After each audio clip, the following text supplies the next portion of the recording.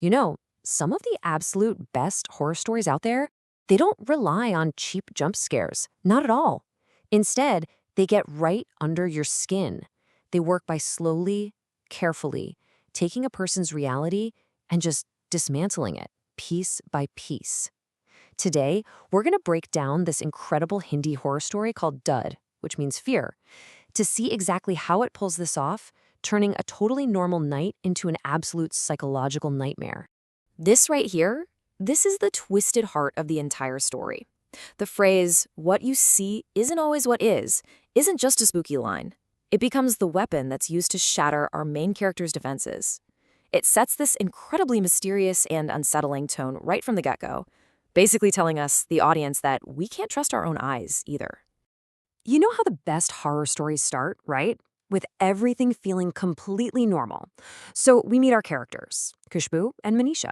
They're just on a scooter, heading home late from a wedding, and the conversation, it's about the bride's dress, how much the reception must have cost. It's totally mundane, it's relatable, and it's all designed to make us feel comfortable and safe. And here we go. The story makes a point of telling us that our protagonist, Kushbu, is a total skeptic. She's rational, she's modern, and she literally laughs at the idea of ghosts and fear. Now, this is such a crucial move, because when she finally starts to break, it's so much more powerful. See, she's not someone who's already looking for ghosts. She's someone who's forced to believe. And bam, this is the moment it all begins. A simple, perfectly logical reason Manisha needs to buy medicine for her dad is used to isolate our hero.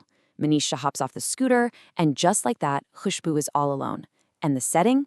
It's perfect horror. A dark, quiet road right next to this huge, looming tamarind tree, which in Indian folklore is often linked with spirits. The stage is officially set. So this is where that very first seed of fear gets planted. The story brings in its villain, this mysterious young man who just kind of appears out of the shadows. But here's the thing. He's not a physical threat, not at all. His attack is purely psychological, and it's aimed directly at Khushbu's logical, rational mind. This slide just lays it all out perfectly. On one side, you've got Khushbu's certainty, her rules, her logic. And on the other side, you've got the stranger's challenge, this deeply unsettling idea that the dark tests us in ways we can't even imagine. It's a straight-up battle of wills between her logic and his creeping, insidious power of suggestion. And there it is, the first shot fired in this psychological war. He doesn't threaten her, he doesn't lunge at her, he questions her entire perception of reality. By asking a philosophical question like this, he's not trying to scare her with some monster. He's trying to make her believe that her own senses, the very foundation of her skepticism, can't be trusted. All right, now the real assault begins. The story starts layering these classic horror elements one after another, and each one is designed to tear down Khushbu's sense of safety and, even more importantly, her sanity. This is the part where the line between what's real and what's just in her head starts to get really, really blurry. Okay, this is a huge moment of disorientation. The stranger says the medical store is closed, but Khushbu can clearly see it's open. There are people inside. And when he tells her that her eyes are deceiving her, that's classic gaslighting. He's making her doubt what she's seeing with her own two eyes. Is she going crazy, or is he messing with her? Look at how cleverly the stranger uses the location. It's genius. First, he points out the tamarind tree, a place for spirits. Then, he reveals that the wall right behind it, that belongs to a government hospital. And what's behind that wall? The post-mortem room. He takes a simple roadside stop and turns it into this hub of horror tropes, and each one just cranks up the dread. Oh, and this part? It's a classic horror tool for a reason, because it is so effective. The idea that animals can sense things that we humans can't. The dogs aren't barking at him, they're not barking at her, they're going crazy barking at nothing. Or at least what looks like nothing. This is external proof that the fear is real. It tells Khushbu, and it tells us, that something is genuinely supernaturally wrong here. Okay, brace yourselves. Because this is the moment where the story pulls the rug out from under everyone. It's a brilliant turning point where everything Khushbu thought she knew, every little piece of reality she was holding on to, is about to be completely destroyed by a single phone call. And there it is. The phone rings. Khushbu thinks it's her dad, but it's Manisha, the real Manisha, and she's angry. She's asking why Khushbu just left her at the medical store, revealing that she had to take an auto rickshaw home hours ago, which means the Manisha who got back on the scooter wasn't Manisha. Yeah, just let that sink in for a second. This is that ice-cold moment of realization that hits Khushbu and the audience at the exact same time.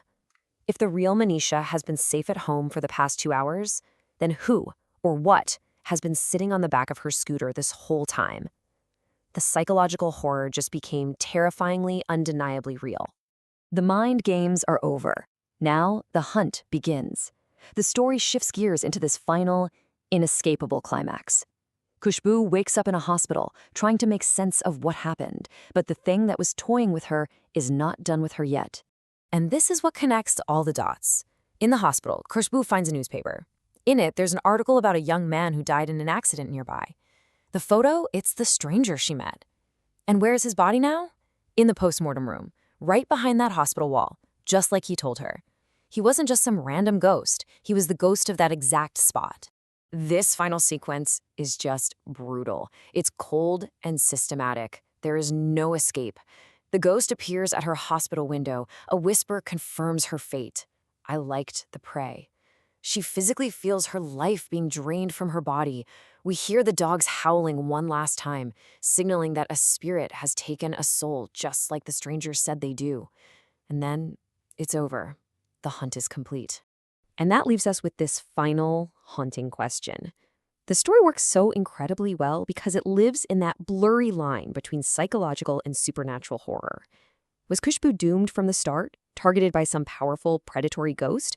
Or did her own fear, expertly manipulated by the stranger's words, pry open a door that allowed that entity to get in and claim her? It's a question that makes Darr more than just a ghost story. It's a terrifying look at how our own minds can become the scariest haunted house of all.